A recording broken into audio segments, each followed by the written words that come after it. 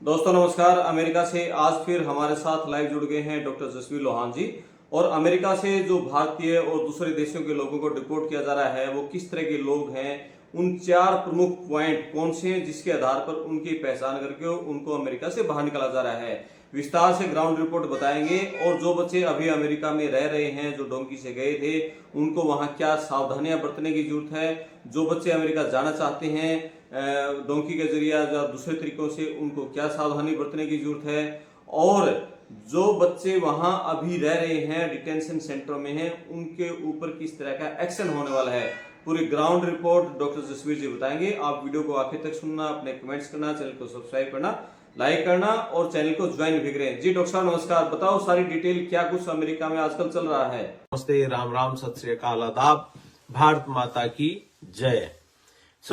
दोस्तों, आप इसको शेयर करते रहना ताकि उस व्यक्ति को जिनके बच्चे अमेरिका में बैठे हैं और जो बच्चे अमेरिका में बैठे हैं वो भी इसको प्लीज शेयर करना ताकि हमारे सभी भाइयों तक, सभी भारतीयों तक कम से कम ये बात पहुंचे।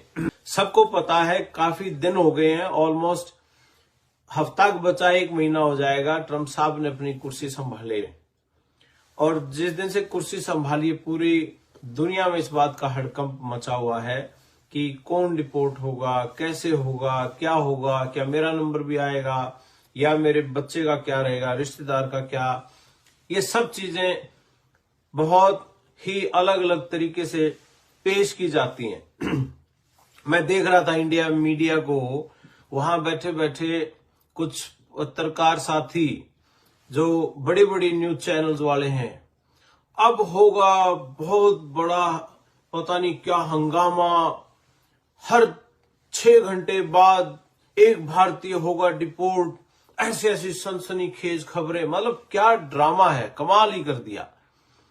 ये सब चीजें देख के आदमी के ना वैसे ही डर पैदा हो जाए मन में कि भाई है क्या। और डेफिनेटली भाई जो लोग यहाँ काम कर रहे हैं, इतने सालों से काम कर रहे हैं, वो मतलब डरेंगे ही क्यों नहीं डरेंगे। यहां रेड पड़ गई, वहां रेड पड़ गई, इतने खुलासे हुए हैं। फोटो खींच के, गाड़ी का फोटो खींच के, ये देखो आइस की रेड पड़ी हो यहाँ पे भाइयों, सब सुधर जाइयो, सुधर जाइयो।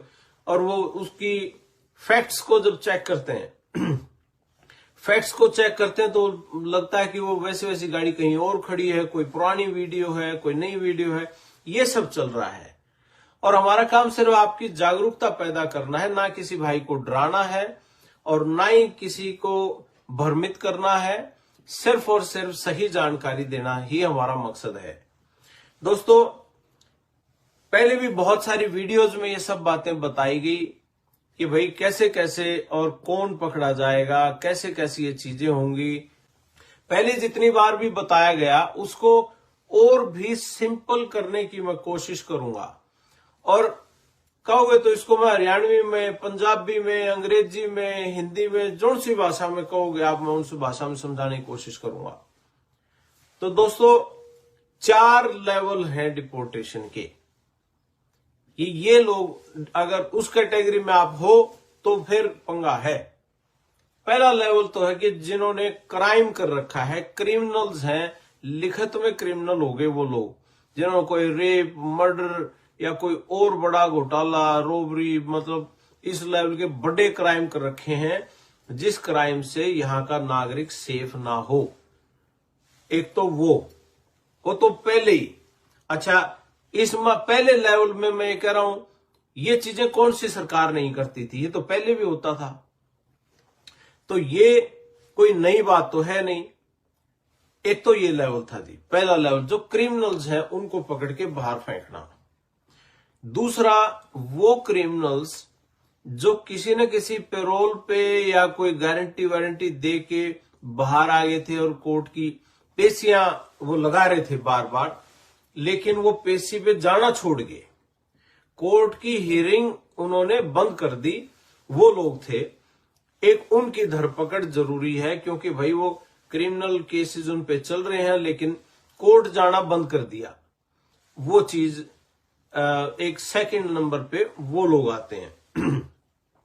तीसरे नंबर के लोग हैं, तीसरा लेवल धरपकड़ का, डिपोर्टेशन का तीसरी कैटेगरी में कौन लोग आते हैं? जिन लोगों का असाइलम केस लगा हुआ था, जो हमारे लिए सबसे इंपॉर्टेंट चीज है, क्योंकि हमारे इंडियंस तो यहाँ कोई क्रिमिनल तो है नहीं, हमारे तो असाइलम वाले लोग हैं। असाइलम जिन लोगों का लगा हुआ था और उनको कोर्ट ने असाइलम डिनाई कर दिया, असाइलम फेल कर दिया, या असाइलम उसकी डिपोर्टेशन लग गई। अब किसी भी तरीके से आप इसको समझ लीजिए, जिनकी असाइलम का केस लगा हुआ था और उनको कोर्ट ने सुनवाई कर ली, सुनवाई करने के बाद कोर्ट ने उस बात पे विश्वास नहीं किया और उसको कहा जी आप वापस जाइए, हम आपको डिपोर्ट कर रहे हैं। वो ऑर्डर किए हुए हैं, लेकिन वो लोग डिपोर्टेशन लगने के बाद वापस गए नहीं। उन लोगों की, वो लोग भी इसमें शामिल हैं।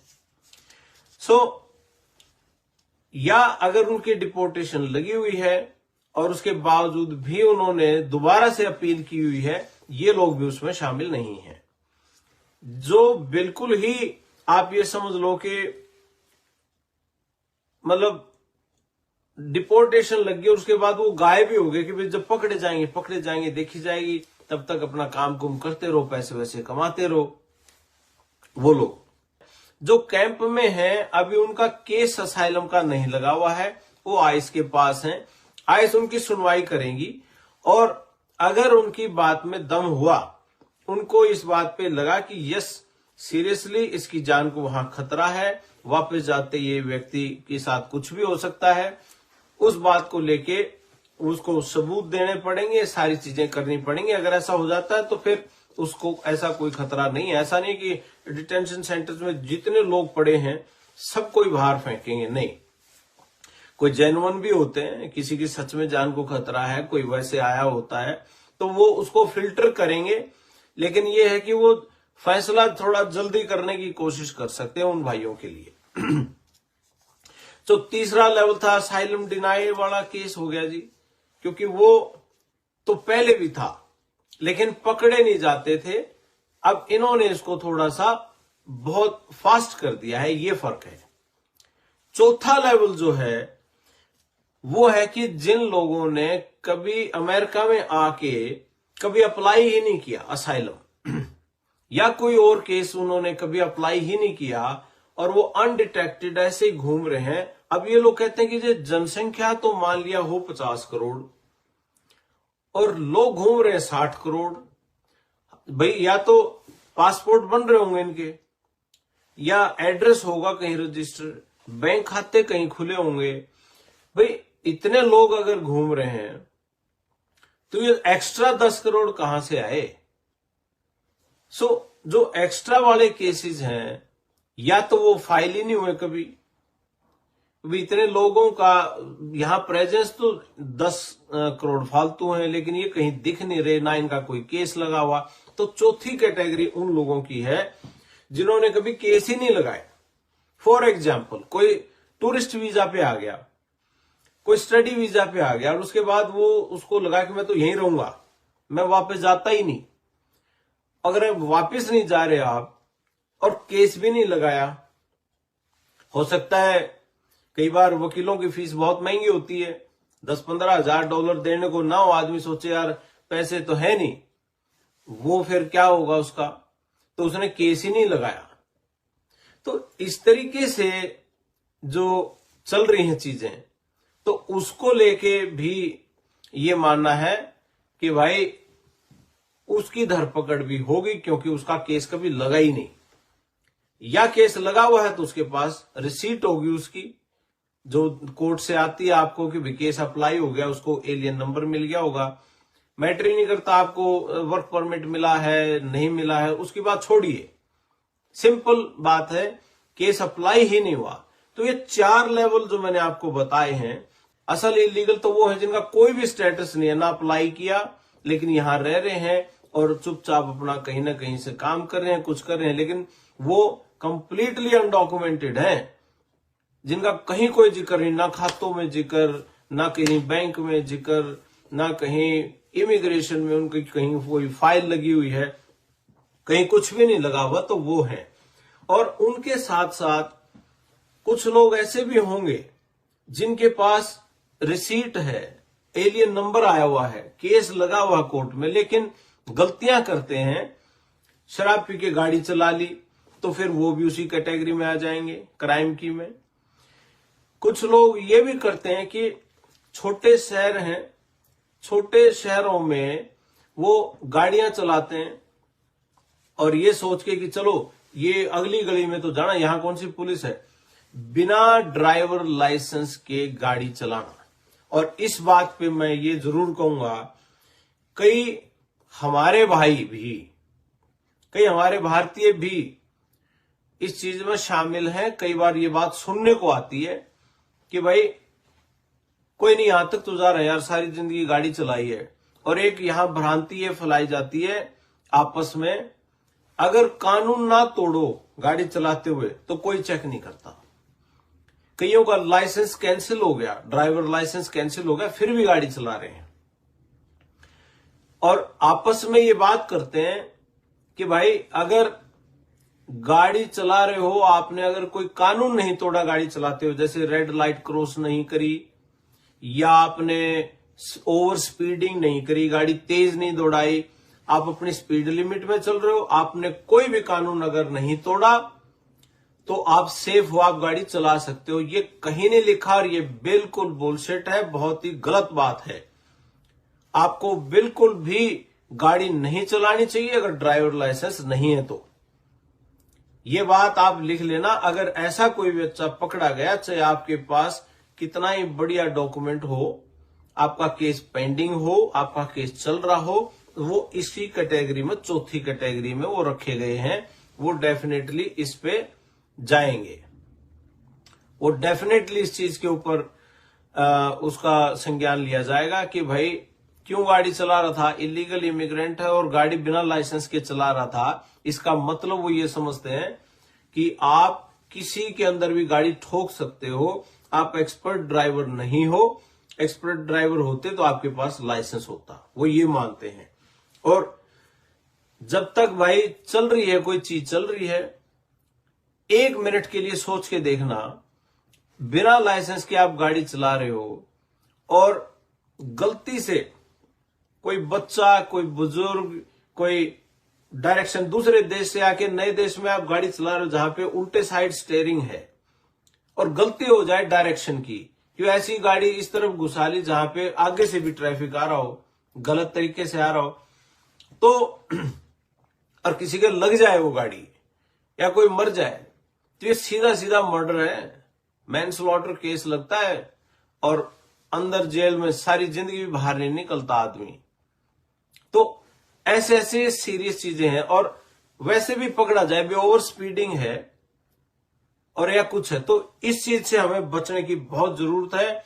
और शराब पी के गाड़ी चलाना कि यार मेरे कौन सा नशा हो रहा है, चला लेते हैं थोड़ी दूरी, अगले घर, गली में तो है घर, कोई नहीं, ले आ यार, भाई है तू मेरा, कोई नहीं, दो बियर ही तो पिए तूने, क्या हो गया भाई, ये गलती ना कर लियो। हाथ जोड़ के रिक्वेस्ट है, उबर कर लियो, लिफ्ट कर लियो, पैदल चले जाइयो, या वहीं सो जाओ जिसके घर में हो, तुम सोफे पे सो जाइयो यार, कोई दिक्कत नहीं। लेकिन ये पंगा ना लियो, क्योंकि कई बार ना जब उल्टे लग गया करें किसी के, तो ऊंट पे बैठे न कुत्ता पाड़ दिया करे, या कहावत तो सुनी होगी ना सबने, ऊंट पे बैठे न कुत्ता इसीलिए पाड़ा, बोले यार सारा सिस्टम ठीक चल रहा था, एक छोटी ही गलती ने सारी जिंदगी तबाह कर दी।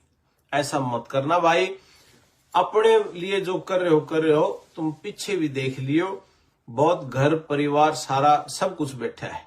इंटरनेशनल ड्राइवर लाइसेंस अगर आप ले आओ तो उसकी म्याद 6 महीने होती है, पहले 1 साल होती थी, अब 6 महीने है उसकी म्याद, और उसके अंदर अंदर आपको यहां का ड्राइवर लाइसेंस लेना होता, तो आप ले सकते हो। 2 साल वाला कानून, अब देखिए अपने यहां तो बहुत आग की तरफ बात फैलती है, एक छोटी सी नेगेटिव न्यूज तो इतनी जल्दी फैलती है, पूछो ही ना।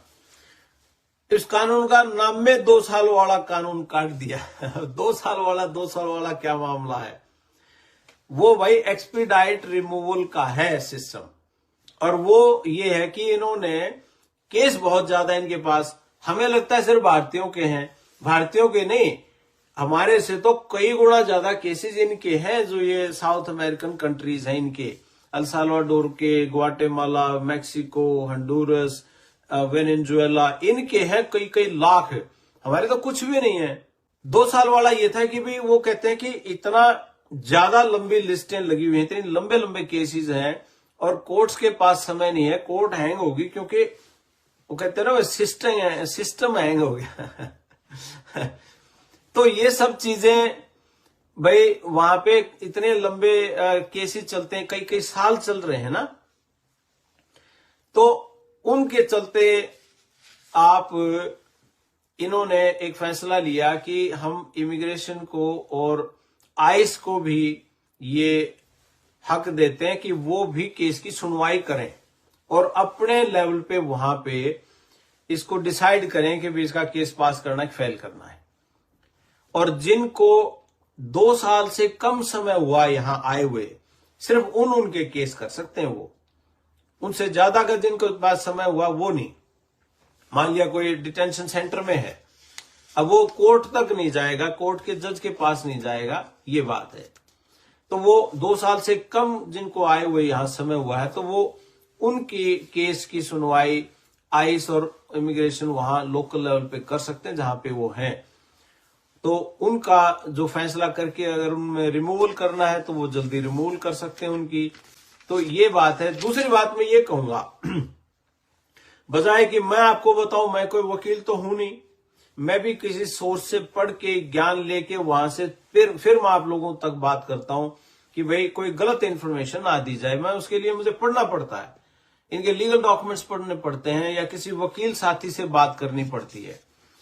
आप सभी अपने बच्चों से, अपने भाइयों से, रिश्तेदारों से ये बात बोलना, कोई भी संदेह हो, संशय हो आपको, तो आप अपने वकील से ये सलाह जरूर करना है, जी मेरे 2 साल नहीं हुए हैं जी, मुझे क्या करना चाहिए। हो सकता है वो कह दीजिए आप घर बैठो और अपना ज्यादा इधर उधर घूमो ना, और 2 साल आपके अगले महीने पूरे हो रहे हैं तो फिर आप उस ब्रैकेट से बाहर आ गए।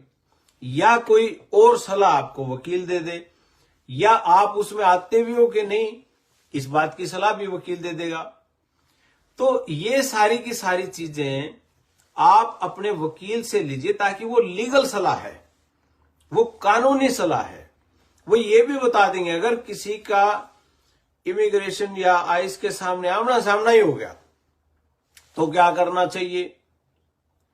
भाई इस बारे में मैं आपको कल बताता हूं, इस बारे में आके। अगर इतने सारी चीजों के बावजूद भी अगर आपका आइस आपके सामने फिर भी आ जाए तो आपको क्या करना चाहिए, इसके बारे में डिटेल में चर्चा करेंगे, क्योंकि छोटा विषय नहीं है।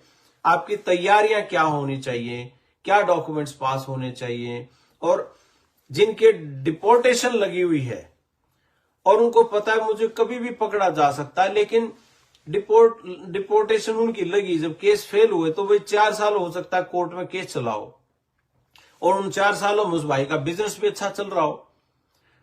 अब डिपोर्टेशन लगी, उसको पकड़े कभी भी बाहर कर देंगे, और उसने वहां घर खरीद रखा हो, उसने बैंक में अच्छे पैसे पड़े हो, पैसा इधर उधर इन्वेस्ट कर रखा हो, तो उसका क्या होगा जी। मान लिया आज पकड़ा और पकड़ के चढ़ा दिया अमृतसर वाली में, तो फिर उसका क्या बनेगा।